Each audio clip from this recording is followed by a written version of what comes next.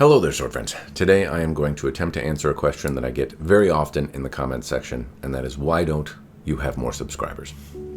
I appreciate the question. I want to start off with that. I think I do have enough subscribers, other humble things that I might say, but I will attempt to answer it. This is a talky head video, though. I'm not going to break a sword. It's just going to be my face talking at the camera, trying to answer this question. If you want to engage, if you want to give me advice, if you want to if you want to tell me why I don't, any of that kind of stuff, you're welcome to do it. But if you're looking for me to break a sword on a metal stick in my backyard, then a different video is probably a better one to watch. Anyway, if you are interested in me pontificating on this idea, then you're in the right place. Stick around.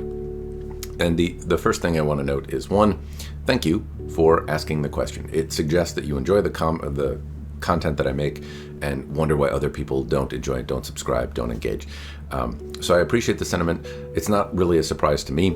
I think it's honestly the wrong question. Like, why do you have so many subscribers is probably a better one. I am an old man with a big forehead who blabs about swords on the internet, which is a very niche subject, into a camera by himself in his basement, and doesn't really share anything about engaging topics. He talks specifically, I'm talking in the third person now, I talk specifically about swords and hopefully help you decide if it's worth your money or not. And given all of those things, I think I probably answered the question.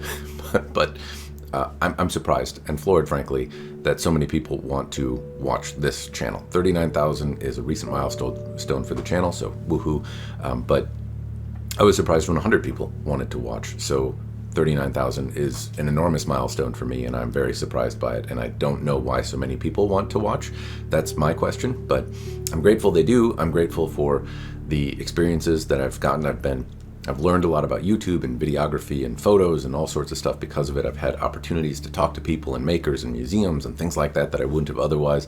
I get samples to check out and things that I would never have gotten a chance to see before. I've talked and had a lot of good conversations. There's just people willing to share their time and knowledge and help me grow as a collector, as a person interested in the hobby. And so on the whole, it's been an overwhelmingly positive experience. There are absolutely some negatives, but that's not what this video is about.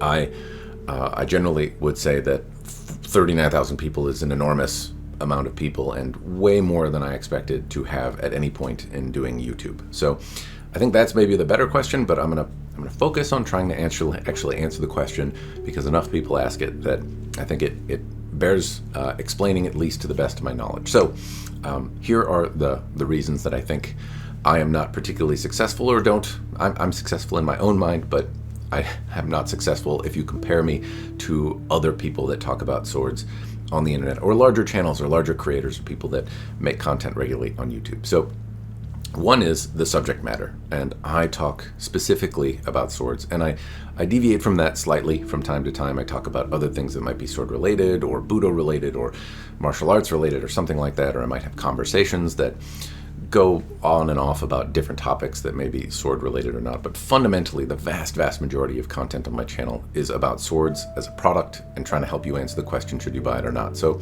in that way, I feel like I'm doing the thing that I set out to do, and hopefully it is helpful. I think it is, because lots of people subscribe, but it's not a very popular subject. And if you look at sword reviews in general on the internet, and the larger creators that make sword reviews, those don't tend to be the most successful videos that they make.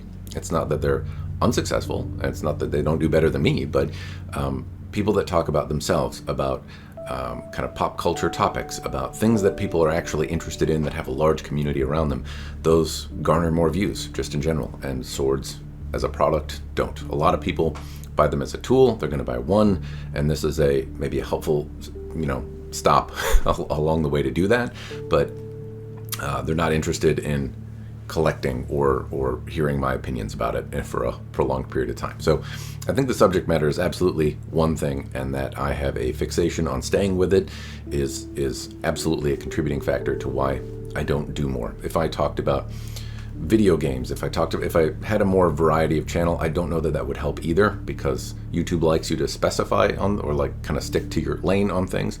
And I never really had a variety channel, so I think it would probably not help me much at all if I were to diversify the subject matter that I talked about. But I've happened to pick one that is not super popular in general. And two, it's a weapon, and YouTube is not particularly fond of sharing stuff about weapons, so I don't think that's helping anything.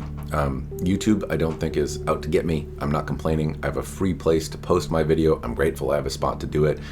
I don't care about the amount of money that I make from it. It's purely it's not that I don't make money, but it's not my main goal, and so I'm not complaining about the algorithm or my place in it, but I would say it does not do me a lot of favors. Anyway, I've had a couple times where the algorithm has picked up on a video and showed it to people outside my conventional audience, and subscriber growth goes pretty bananas during those periods, and it's great. But very rarely do I have a video that is successful in that way, or it gets picked up or shown to people outside my typical circle of people.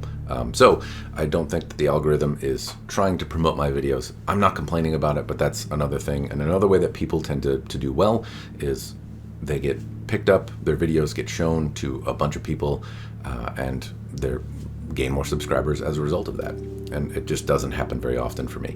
Where subscriber growth has happened for me has been from other creators that have called me out in the space. So I've been very lucky to have some people that you are probably familiar with, or whose channels you may have watched before mine and come from, that have shouted me out in a video or mentioned me or featured me in a video, and as a result I have had enormous booms in subscriber growth as a result of those things. So a lot of it has come from that. Others kind of natural, people finding me and Facebook on SPG, or looking for a sword and finding me that way. So it happens kind of organically, and then with shoutouts from my peers or other creators on the interwebs. So that's where it's come from, but not usually because of YouTube showed me to a bunch of random people and some of them stuck around. So anyway, I've talked about the subject matter, the algorithm. The other one is I don't ask you to subscribe. I don't encourage sharing, and I don't engage in such a way that it really promotes growth. So I try to maintain a schedule for regularity. I try to put out content when I have something to say. It's not that I'm inaccessible. I do like lives and some other things, and every now and again I'll hop on Discord and chat, but I don't engage the same way other creators do that helps and pushes growth. I don't ask you for a subscription. I don't ask you for things. So those are just like, you don't get what you don't ask for, right? That's an old adage. And other people do ask for it, I don't. But I figure that's because you kind of already know, and I don't really like to do it. Maybe I should, but I figure you know what to do on YouTube. If you like the video, you're gonna like it. If you subscribe because you want to see more, you will. And I don't think reminding you is helpful, though people say it is, and I should, but I don't. And so I make a video about a sword, and then I put it out there, and I try to put information in that's helpful. And hopefully it finds its way to the people that are looking for it. And that's more or less what I do. So if I asked for it, if I pushed it, if I made it an objective, perhaps it would be more. And that kind of maybe goes to the next point, is it's just not my goal. It's not that it isn't welcome. If tomorrow I had 1 million subscribers, great. It might make me less accessible. It might make it harder to answer questions, because already the channel has grown in such a way that it's harder for me to get to all the questions that I get and answer all the questions. The negatives also tend to grow a little bit, but still the overwhelmingly positive side of things is harder to see everything all the time, even as it is. So anyway, the point is, if it happened overnight, it's not that it wouldn't be welcome. The extra views and video and all of that kind of success that comes with growth is certainly welcome, but it's just not what I set out to do. I wanted to make a video that was helpful to people that were looking at a sword to see if it was worth their money or not. And it came from an early experience I had. I was looking at a sword when I was looking at spending a lot of money on my first sword to buy something genuinely nice. And I tried to research, I tried to review, I thought I was making an informed decision, and I wasn't. And the thing that I got, I didn't like. And it really sucked. And when I sold it, I lost my shirt on it, and it was not an overwhelmingly positive experience for me. And so I thought, hey, the lack of expertise that I have, or all of the downsides that might prevent you from making a video yourself, I thought, hey, the firsthand experience I have with this thing is just not out there, and so some information is better than none. That prompted me to make a channel, and I think I'm achieving the goal that I set out to, which is to help people decide if a sword is worth their money, or at least give them some information that's debatably useful or not. So that is the goal that I had. I think I'm achieving that. Growth, success, money, like that wasn't really the the main goal of doing it.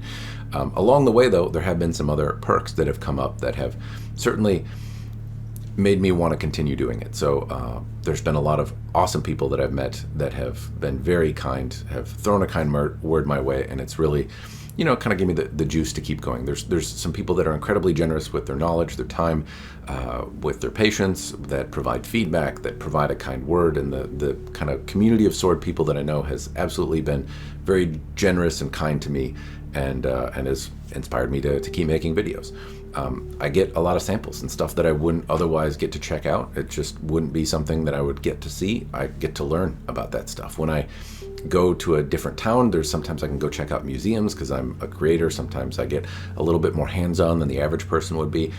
People see my dumb face and for whatever reason trust me with their personal collections. I get to see other people's stuff, or if I'm nearby, I can stop somewhere and talk to a fellow sword friend, and people are more interested in sharing their collection and knowledge with me than maybe I would be otherwise if I were a private person, rather than some creator on the internet who you see talk about swords all the time. So the other perks came around that I absolutely was not expecting, and certainly are awesome, frankly. And I can't say that monetarily it's a thing that's worth doing. The amount that YouTube pays me absolutely does not justify the equipment that I spend money on. So like the new camera I got is more than I think I've ever made from YouTube in the totality of doing YouTube.